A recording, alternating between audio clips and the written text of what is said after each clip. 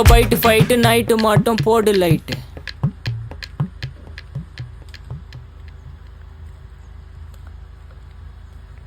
ஆனா கிழங்கு அந்த அளவுக்கு வரலையே இல்ல?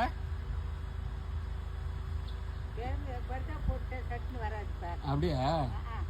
இவ்வளோ பெரிய செடி வந்துருக்குது, கிழங்கு அந்த அளவுக்கு பெருசா வரலையே? ஓடணும்ல.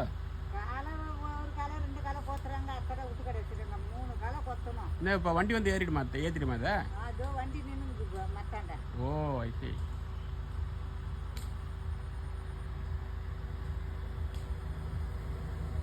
என்ன கிலோ என்ன விலை சொல்லி எடுக்கிறாங்க?